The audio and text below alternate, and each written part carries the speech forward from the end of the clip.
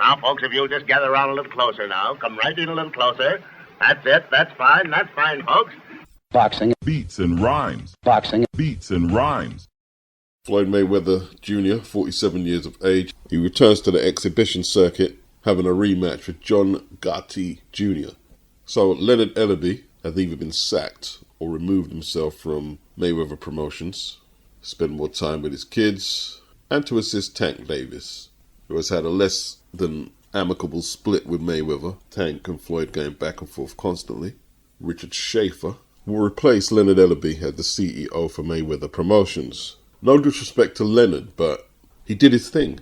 It can't be argued. Or he's doing his thing. But is he or has he ever been as hands-on as Richard Schaefer, who was there with Al Heyman at Golden Boy at the start of the PBC, and has attempted to broaden his horizons with the Pro Bellum outfit, rather than just dealing with strictly America. You know, Pro Bellum had Ricky Burns, they had Jack Catterall, Badu Jack, Pro Grace, Eubank was there, I think. I think Richard is more connected than Leonard. And if they can bring that international dynamic to the promotion rather than just we're just going to focus on America, and if it doesn't happen in America, it doesn't count. If they can get over that, yeah, they can be successful. They can be successful. I think Al Heyman needs to keep one eye open in case Richard gets the idea to start poaching the remainder of the PBC fighters like Richard and Al did to Golden Boy back in the day. Although, let's keep it real, Mayweather Promotions looks like it's on his ass a little now. You know what I mean? I believe Jahan Ingram, he's got out of his lightweight contract. Jaleel Hackett, he's with Matchroom, the welterweight. Who else? Is Rolly still there? Kamel Moulton, they still got him, but I see Richard at the York Hall with David Haye when he had the Ringstar thing, and it was Ringstar Haymaker. That was when Joe Joyce and Willie Hutchinson were with David Haye. You know, he's been in the UK, laying down a few routes, Dubai, America, whereas the likes of Leonard was just on an American thing. Maybe DAZN is the only lifeline that the likes of a Mayweather and Schaefer have in boxing promotions. The fight with Gotti will be on DAZN. It's an exhibition. It's a rematch, as was the fight Floyd had with Logan Paul. That was an exhibition on DAZN as well. But a lot has changed since Richard Schaefer had any clout in boxing. A lot has changed. Like the Saudis and DAZN are the biggest hitters right now. So we'll see where he fits amongst the new world order in boxing. Boxing. Beats and rhymes. Boxing. Beats and rhymes. What's Jack Catterall saying? Jack Catterall's got a special announcement, folks. All the smoke, all the smoke. August the 24th, people. Regis Prograis Jack Catterall. Regis Prograis Jack Catterall. That's big. That's not an easy fight, you know. Jack Catterall, Sam Jones and Eddie Hearn got in the ring on the Tyler Denny versus Felix Cash card in Birmingham. Jack Catterall against Regis Prograis. That's the fight that we're going to make. Fantastic fight. One of the best in the division. Good news, good fight. What's not to like? Jack Catterall obviously referencing the Josh Taylor rematch. You know, like Josh was definitely playing with Jack's emotions, knowing that Jack really wanted that rematch. Most of the world thought that Jack won the first fight. That was for Undisputed. Josh Taylor lost all the belts through politics, and the final one he lost in the ring against Teofimo Lopez. Really had nowhere else to go but take the Catterall rematch, and Catterall cleaned him up. Some say it was tight, close. I didn't see it like that.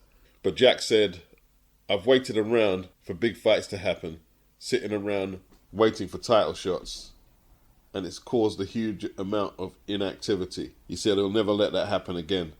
He asked Eddie and Sam Jones, what's the biggest available fight for August the 24th? And as soon as they mentioned Regis Prograis, he said yes, straight away. They were meant to fight a little while back and it fell through.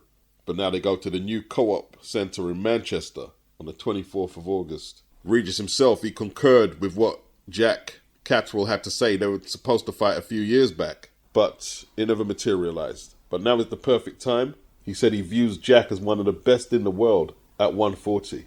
It's a great fight because Jack is eager to become a world champion, and Regis himself is looking to become a 3-time world champion. On top of that, Regis is excited to be back in the UK. Obviously, we all remember the Josh Taylor fight, which was a unification fight in the final of the WBSS tournament. A great, great fight. Regis lost by a majority. He went into that fight with 2 straps, WBC and WBA. Josh was the IBF champion. That was back in 2019. He signed to Matchroom 2023, won the vacant title, the WBC title from Jose Cepeda, and then got cleaned up by Devin Haney in December of last year. And he didn't look too good in the fight before he fought Haney, where he fought Zarilla, defending the WBC belt. He didn't look good, did he? He didn't look good. I remember him hitting the canvas. I don't know if it was counted a legit knockdown and getting outboxed for long periods. And it's doubtful if he won a round against Devin Haney. So as good as a matchup this is, and it's a very good matchup, and Catterall has to take Regis very serious. You have to wonder if Regis is approaching that stage of his career where he's just a stepping stone for the likes of Jack Catterall. Jack's 30, Regis is 35. I believe this is the last fight on Regis's Matchroom contract. They're about the same size, so it's not like Jack has a huge physical advantage. They're around 5'8", around the same size, and Regis, 29 wins, 24 stoppages, only 2 losses. I think he goes into the fight as a live opponent. I really do. You could argue that he just caught Devin on a really good day. You know what I mean? And Devin is a quality fighter. He's a quality fighter. He caught Devin on a really good day. In my opinion, the Josh Taylor fight could have went either way. It would be good if Regis had a couple of tune-ups after the Devin Haney fight. Keep himself sharp. Let us know that he's in the gym looking to put on a performance against Jack. But let's keep it real. I can try and sell it as much as I like. Can't really look past anything but a Jack Catterall win on August the 24th. Boxing. Beats and rhymes. Boxing. Beats and rhymes. Tyson Fury basically lives in his own head, and it's not a bad habitat. He's been world champion twice and only lost for the first time since 2008 in 36 fights. But as for him winning a 116-112 scorecard against Usyk in his opinion, well, it's his opinion. What else would anyone expect Tyson Fury to say? I guess this is how he motivates himself. With what he says. Whether the rest of the world disagrees, this is what he believes. Call it delusion. Or just Tyson Fury. Fury being Fury. Usyk knows he didn't beat me. In fact, it was easier than I thought. It was like playing with a local amateur, is what Tyson said. Well, that local amateur will be looking to end Fury's career like he nearly did in the 9th round. Until that obstructed Usyk from finishing him. That I'm supposed to call a referee. Yeah, delusion has worked well for Tyson Fury throughout his career, but with Alexander Usyk, you're going to need a little more than delusion. Just saying. The truth is, the fight isn't even that close. If we're talking about points scored for Usyk against Fury, it's not even that close. It's a competitive fight, but points scored for Usyk against Fury, it's not that close. Usyk won that fight clearly by 2 or 3 rounds. Now you might say, well, if you're saying 2 or 3 rounds, it can't be that clear. No. These 2 or 3 rounds are decisive. You know, where you can get, he won by 2 or 3, but the 2 or 3, there's a couple of swings. No. This is a decisive 3 to 2 round victory for Usyk. No problem at all.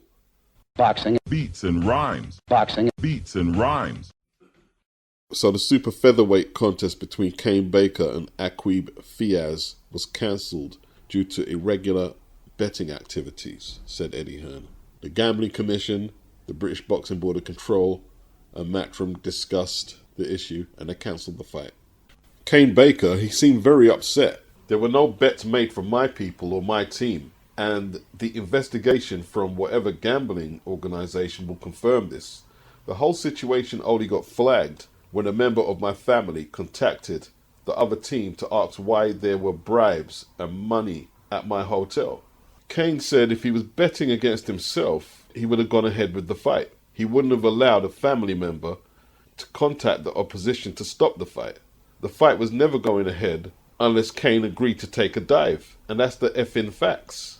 He says Team Fiaz did not want to fight him and told him that several times.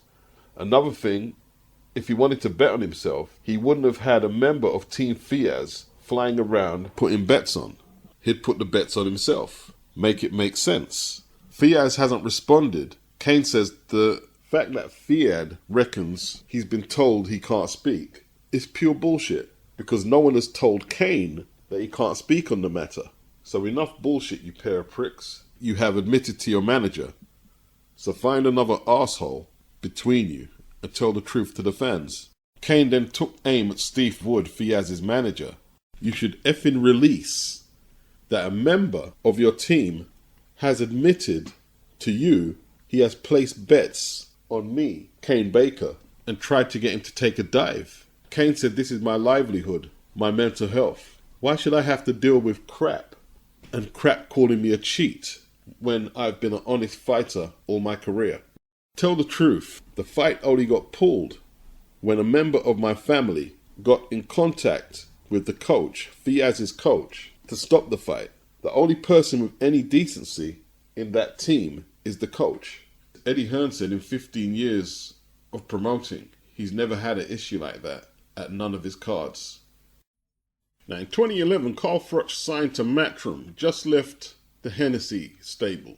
He had 2 fights that year in America in the Super 7 tournament, and he fought Lucien Bute on his Matchroom debut for the IBF title in 2012. But here's what Carl Froch was saying early 2012. He's admitting to deliberately extending fights so family members and friends could profit through gambling. He points out to a 2005 Commonwealth title defense against Robin Greenwald that he could have stopped the fight earlier. And he said he did it on more than one occasion. He said, and that was round 5, but that's not illegal. I can say, right, I'll stop him in round 5. If I'm good enough to do that, fair enough. He said he doesn't gamble, but his brothers and his friends have profited quite a bit from this.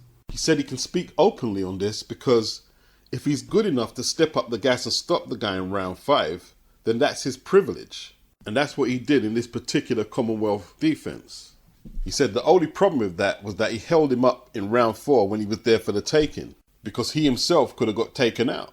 Now, nothing of that pertains to him doing that on a Matchroom card, but that was a big scandal at the time. He was signed to Matchroom when he revealed all this. The story blew up for a while. He saw the British Boxing Board of Control. There was a disciplinary hearing apparently, but there's no details of it that I can find.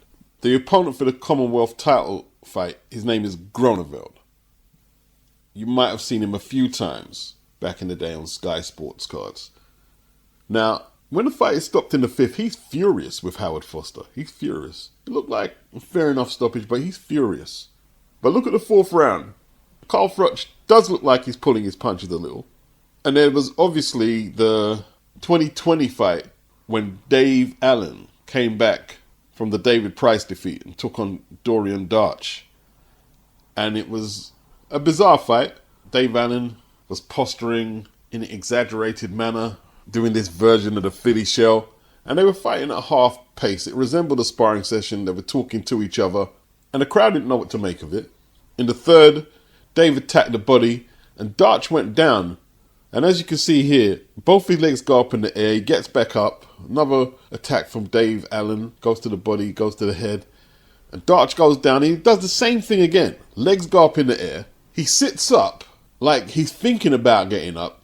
Then he lies back down on the canvas again and gets counted out. The Gambling Commission and the British Boxing Board of Control, they investigated. Eddie Hearn said he thought Dorian did well to stay on his feet. Remember, he's a journeyman. He's not in it to stay on his feet until the very end.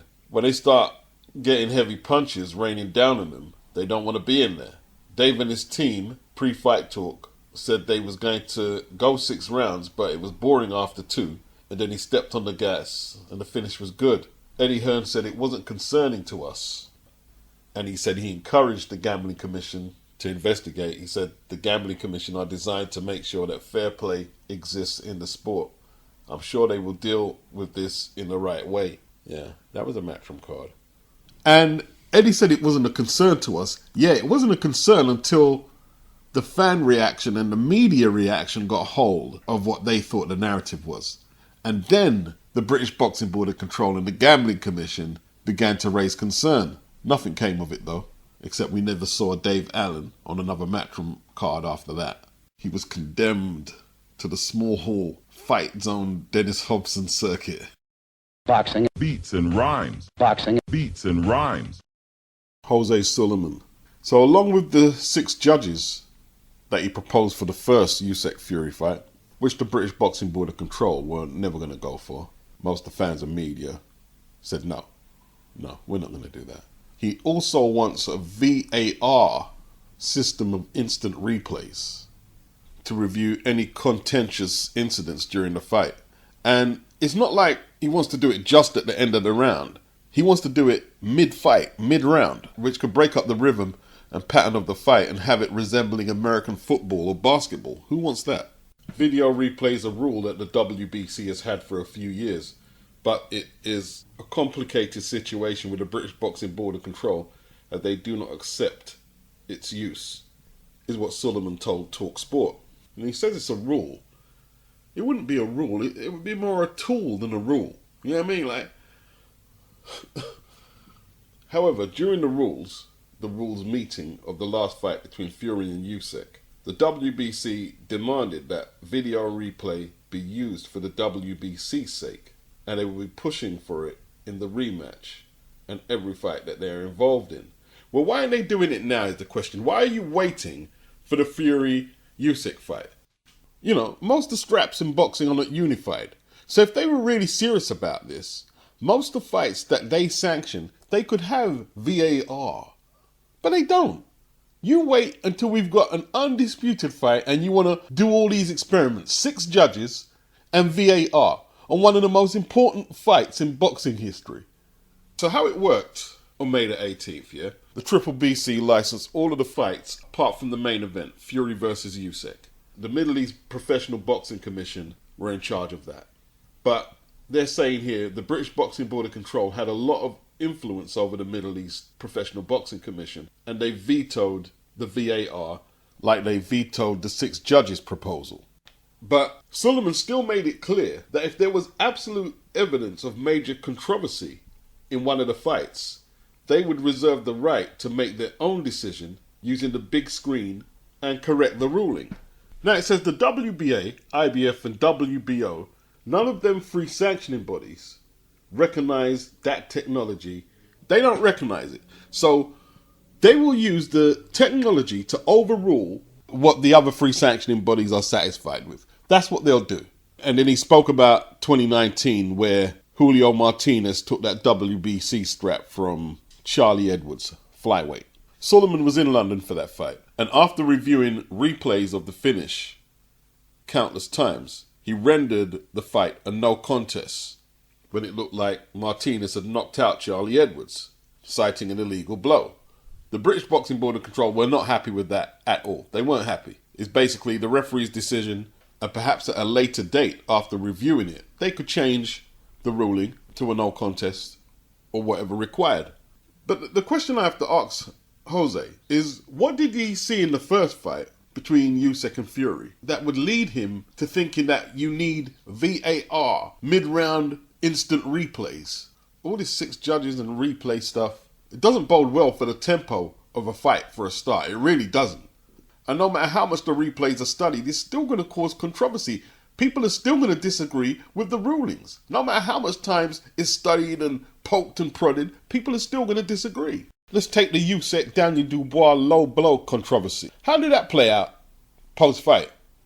Oh, definitely low blow, definitely. Nah, that was a legal blow, that was a legal blow. It was split down the centre, and a lot of these decisions with this VAR or the 6 referees or whatever, it's just going to bring more confusion to the sport, basically. That's all it's going to do. And with that, I'm gone, ghost, peace, sayonara.